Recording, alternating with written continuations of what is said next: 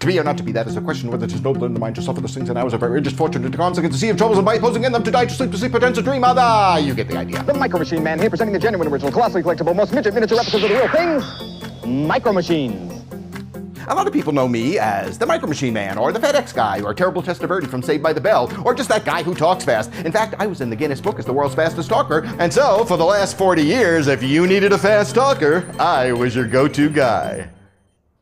Is that okay? Did you get everything you need? I mean, I can repeat it again if you want. You sure you don't want me to do it again? Because I can do it again. That's the problem. I'll just do another take for you because of what it's going to take. When I was 12 years old, I wanted to get into the Guinness Book of World Records. So I figured the only thing I could really do, since I wasn't going to eat a car or swallow lead pipe, was to lock myself in a room and teach myself fast talking. And I did that with the Hamlet soliloquy. To be or not to be, that is to be or not to be, that is to be or not to be, that is the question whether social no. Years later, I'm at this party, fancy California Beverly Hills party, and a friend of mine is trying to pick up this Valley girl. He's from New York and talking pretty quickly, and she looks at him and says, like, oh my gosh, are you like the world's fastest talker? And he says, no, as a matter of fact, this person is. They called me over and I did one of my little party routines. And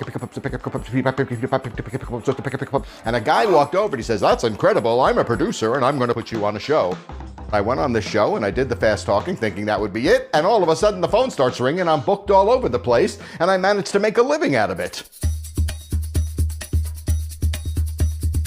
I can speak as fast as 11 words a second. Now, I never do 11 words a second for TV. Well, let me do Peter Piper at 11 words a second. Peter Piper,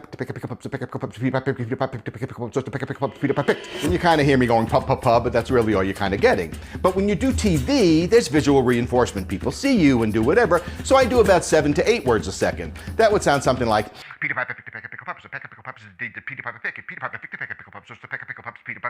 Now on radio, I have to do it even a little slower because you have no visual reinforcement, you're not seeing me. So then I do about 5 to 6 words a second. So it sounds something like Peter Piper picked a peck of pickle peppers, a peck of pickle peppers did Peter Piper pick it, Peter Piper picked a peck of pickle peppers, was the peck of pickle peppers Peter Piper picked.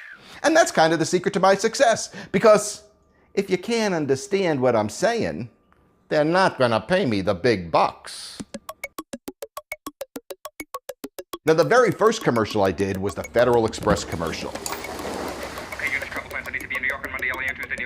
It is, to this day, the most award-winning commercial in the history of advertising. The final scene, I'm sitting behind a desk, and I'm going, Dave, what's the deal? With the deal are we dealing? Dave, it's a deal with Don. If it's a deal with Doc. The deal good. I'm putting you down to deal with Dick. Dick, what's the deal? So I did the thing like 29 times without making a mistake. And the director said to me, what are you, like a machine? You never make a mistake? I said, you want a mistake? I'll give you a mistake the next time. So I said, Dave, it's a dork with Dick, Don, and Duck. And that's the take he ended up putting in the commercial. It's a deal with Dave, Dick, and Dave. Don, it's a dork with Dick, Dave, and Duck. Don, it's a dork with Dick, Dave, and Duck. The first time I saw it, I called him and said, John, it's our little secret. Although I'm known as the world's fastest talker, I do not choose to live my entire life in the fast lane. Sometimes I just like to take it all a little slower.